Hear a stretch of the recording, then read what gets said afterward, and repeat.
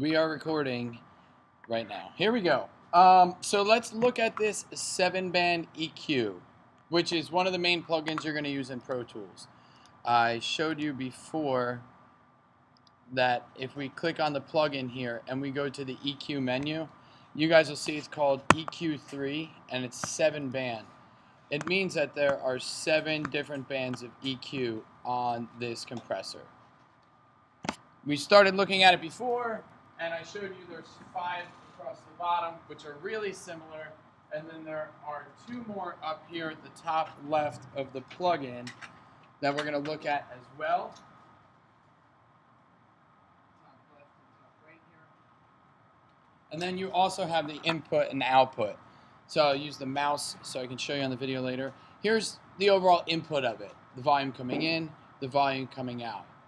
These 2 right here, which is something that you may have learned before, is, you may have read it in the book, is a high-pass filter and a low-pass filter. And when you think about the words filters, high-pass, low-pass, etc., when we talk about EQ, there's different types of filters. This is an EQ plugin. I'm looking at this, I'm seeing 3 types of filters in this EQ plugin. Does that make sense to you guys? So let's look at one, maybe the first one and the most basic one right here, the high pass filter. We'll play the song.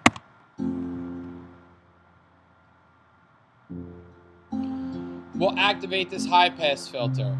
And you see right when you activate it, you see the line that starts to droop down there on the left? We know this from chapter 2. It's going to take out low frequencies. So if I examine this a little bit more, we're going to ignore this one for now. I'll show it to you in a second. But this shows the frequency. It says what frequency right here? Augustin. 20 hertz. So we have 20 hertz right here. Let's just use the high pass filter. And what does the high pass filter tell us it's going to do? This is the one time where you can use the words to define the term. What is a high-pass filter going to do for us? Morgan. It's going to what? Anybody want to say it different? It's going to let the high frequencies pass through the filter. Ready? Here we go.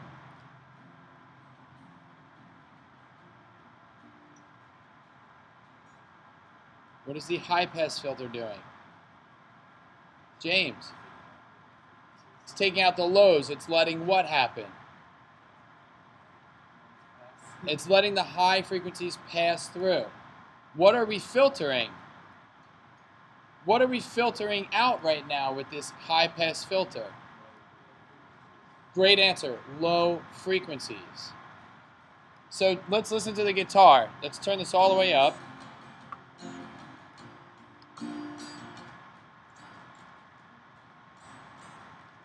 That's 8,000 hertz and above. Now watch this screen.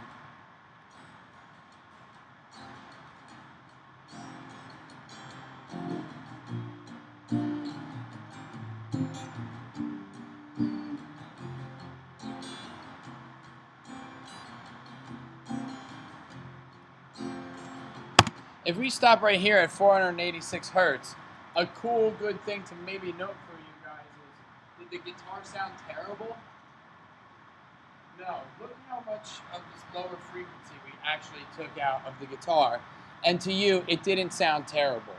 Just something to note as you're starting to train your ears. Oh, that's not going to go good for the video. So I'm going to open this back up.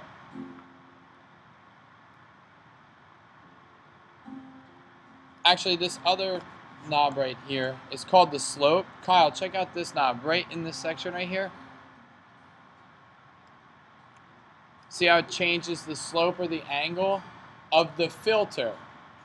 What is this filter again that we spoke of? It's a high-pass filter. It's letting us pass the highs, it's cutting the lows.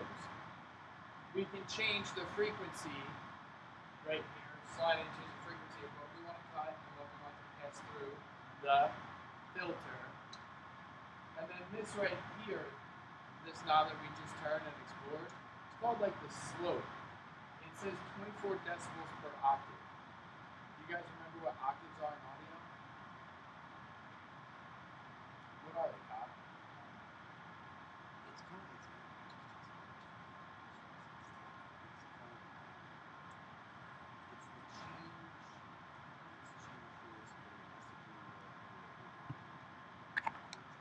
It's the change in pitch. It's the same note on an instrument, just a different frequency. Yes. So 1,000 to 2,000. Sorry.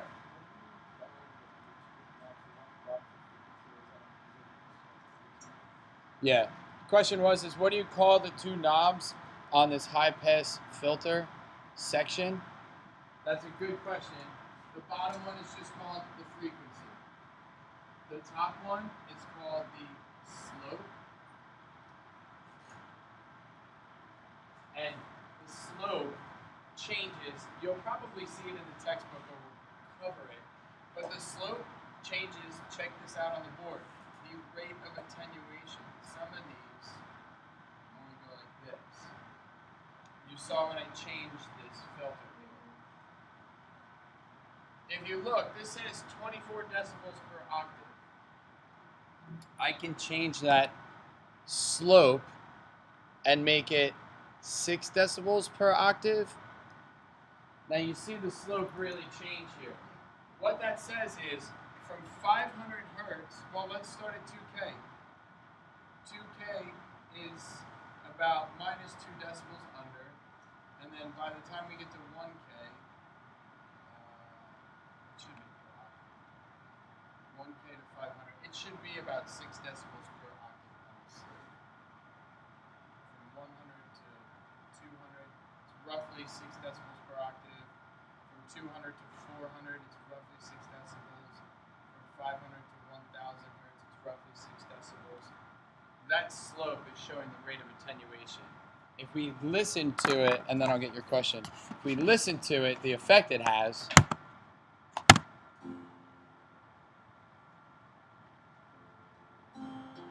Let's add a little bit of lows in. You can hear the instrument sounds a little warm.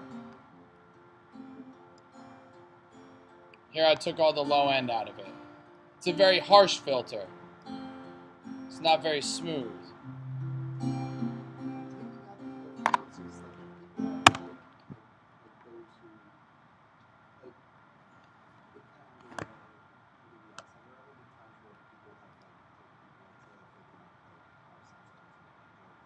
Yeah. Yeah.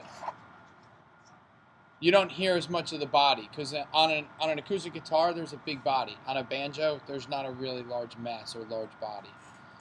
So we have the high pass filter. What's the opposite of the high pass filter? Anybody want to guess? It's the other knob up there. Go ahead, Julian. Yeah, it's a low pass filter. What does the low pass filter do? Julian.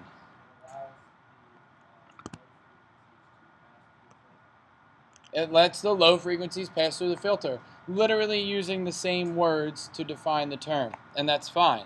Let's see what it does, and then we'll play with the slope, the rate of attenuation.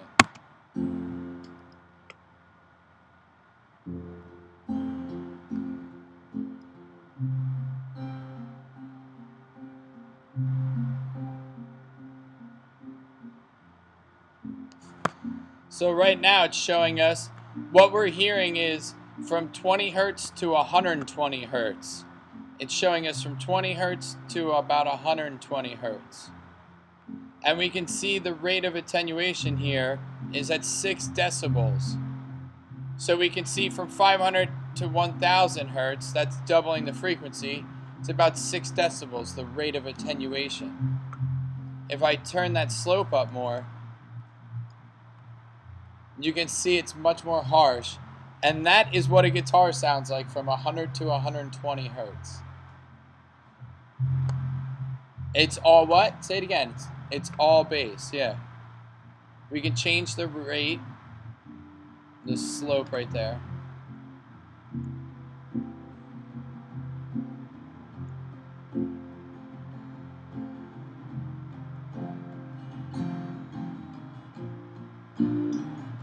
That almost sounds bright enough for me right now, but let's go all the way back up.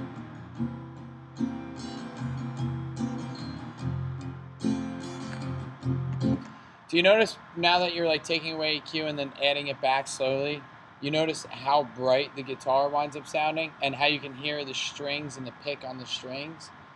It can be a little brash or bright sometimes. So these high pass and low pass filters are very basic types of EQ. They're two filters that you find on an EQ. Super awesome, super great. Let's keep looking at the EQ to make this video kind of shorter and wrap it up. There's another type of EQ that is known as, how many read about it, shelving EQ? Raise your hand. You guys all saw the shelving EQ. What a shelving EQ does is it lets you boost a range of frequencies in the high area, if you look on the screen, and in the low area here. So we can cut it or we can boost it, and it's a range of frequencies. So you'll see now if you look at that high shelving filter, it looks like a shelf, a bookshelf. You can have a low shelf on your bookshelf, a medium shelf, a high shelf, and it boosts a range of frequencies. It only does it in the lows, and it only does it in the high frequencies. But it lets us boost low frequencies and high frequencies sort of equally. It's more pleasing to the ear. It's more pleasing to the ear. That's what I'll tell you when it comes to that sort of shelving EQ. This is the same as if you had like bass and treble in your mom's minivan or in your car. How many people have a car stereo? You have bass and treble. Bass and treble are shelving filters. They're EQ, but they are shelving filters on your car stereo. So if we play with these right now,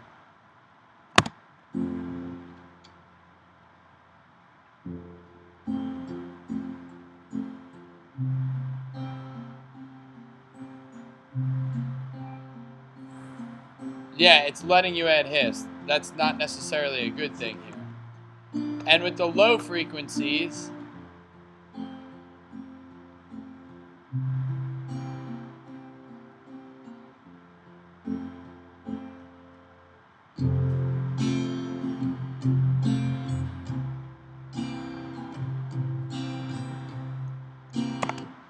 so with a shelving EQ, now we have a little more to play with. Different than the high pass and the low pass, with the shelving EQ, now we can boost or cut certain frequencies. Sir?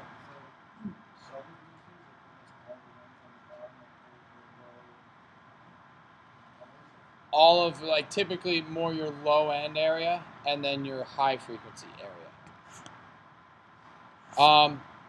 There's two knobs typically, well, on Pro Tools, there's two knobs that you'll use for shelving EQ typically.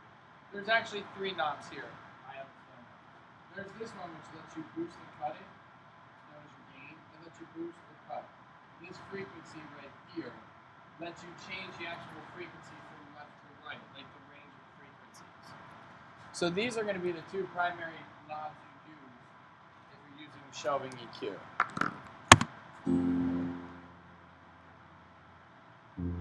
I'll turn it up, and I can pick a range of frequencies.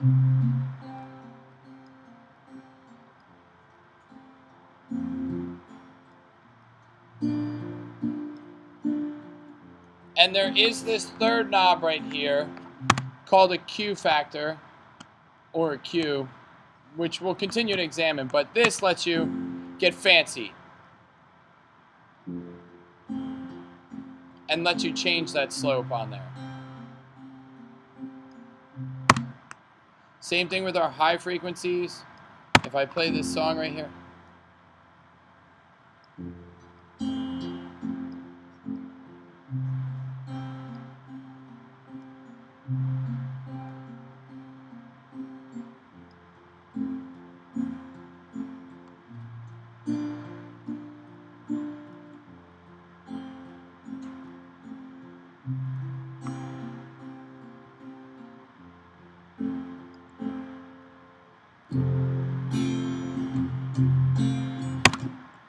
And for the final one, just to make this video shorter, for the final one that we're going to look at, and we'll keep talking about it, these three in the center here are all what we started with what James was talking about, a parametric EQ.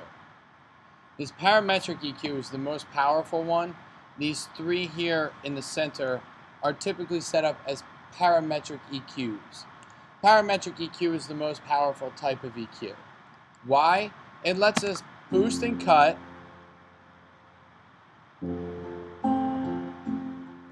boost frequencies or cut frequencies.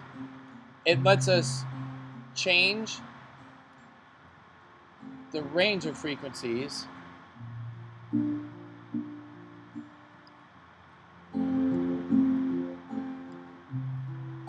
and it lets us change this top knob here, which is known as the bandwidth, the width of bands, frequency bands.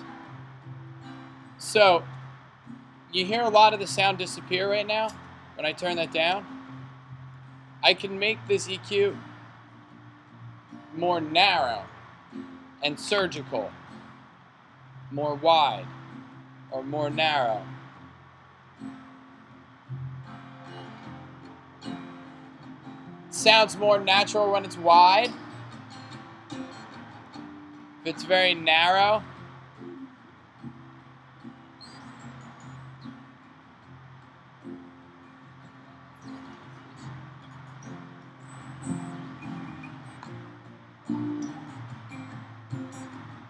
sounds like R2-D2.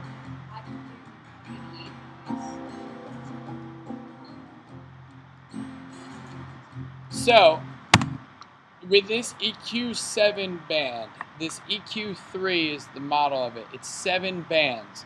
Can we count the bands? 1. Which is what? What is 1?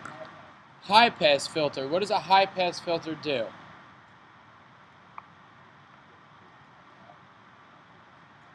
Lets the high frequencies pass. Cuts the lows.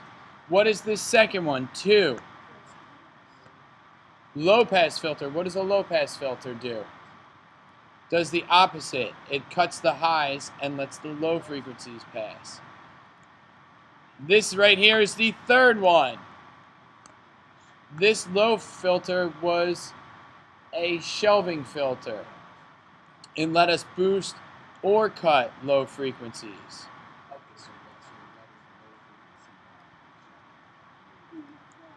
Blue frequency here is high frequency shelving, which lets us pick what frequencies we want to boost or cut.